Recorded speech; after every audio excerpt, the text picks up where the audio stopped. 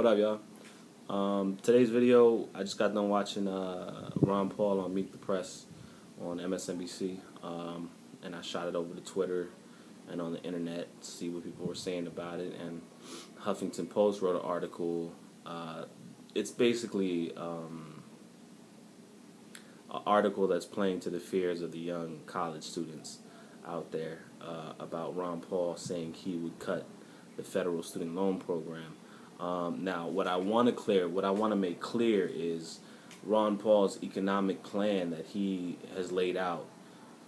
It doesn't cut the student loan program right away. He's prioritized the economic situation and the debt that this country is facing, and he's taking the money from places that would affect the American public the least, really.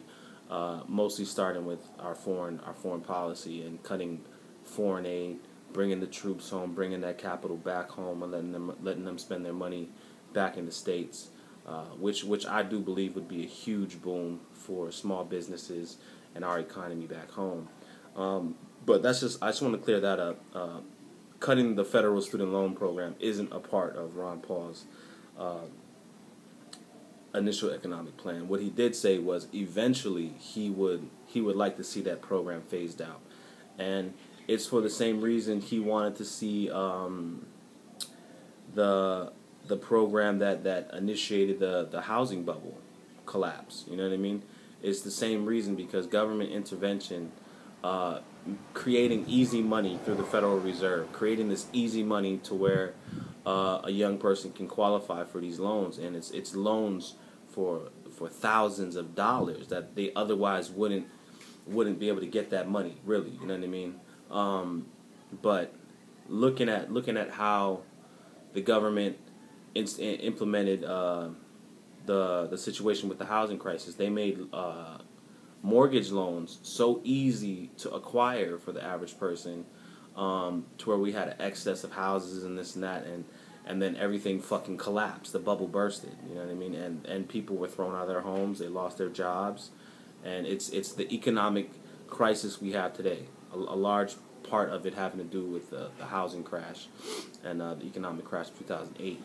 But what Ron Paul's looking at with the federal student loan program is this is a future bubble. This is one of many future bubbles. The idea that government is going to guarantee thousands of dollars to young people, college students, and initially on face value it sounds like such a great deal, and the government should do this because obviously we want to educate our young people. But then you have to look at it from a critical analysis, and you say to yourself, what are our young people getting out of this federal student loan program? What is our young people getting out of these college programs? And it's really not. It's not what they're making it out to be. Like it's such a great program because it truly is a failed program. Our colleges are offering a lower standard of education as opposed to the rest of the world, but that has to do with public schools in general. Just looking at how education is administered in this country, it's not really towards piquing the curiosity of the student and the student's personal talents. But I mean that's a different topic. But you look at what it does to the market when you can create this easy money out of thin air, for students to get these loans. It really distorts the market. You look at the price of education versus the quality of education, and you can look at it and just say, man, something's wrong here, and it doesn't have to do with just lazy teachers, you know what I mean? But when you distort the market in such a way with this easy money and these student loans, the federal student loans, it basically gives carte blanche to the education industry, because that's really what it is. It's an industry. This whole college system that we have, it's really an industry, to where the education that you might have been paying for that would have costed you $12,000, now that there's these federal student loan programs and the money's going to be guaranteed, colleges who are still offering this $12,000 worth of education can artificially inflate the price to, say, $25,000, and they're not adding anything to your education. So it's all this extra money in excess to where you're going to see this flooded into the marketplace that shouldn't be there, really. And that's why you can see all these extravagant universities. It looks like they're fucking temples, really. You know what I mean? Uh, uh, some universities looking like entire towns, really. Like it's unbelievable the amount of money that goes towards universities, and it's capital that really shouldn't be going there. Because I mean, if you left it to the free market, these colleges would have to compete for the students to come to their establishments. They would have to compete with the quality of education. They'd have to compete with pricing, really. And when you throw in federal student loans, it really distorts the market, and it relieves them of the pressure of competition, because everybody's making money. As long as you don't rock the boat, we won't rock the boat, and everybody's going to get rich. And then you look at the other side of the spectrum for the student who takes on the loan. Interest rates on student loans are crazy. They're literally breaking an entire generation with the weight of the debt of student loans. You know, for all the kids who were I almost want to say conned into the whole thing, really, of taking the easy money and getting the college loan.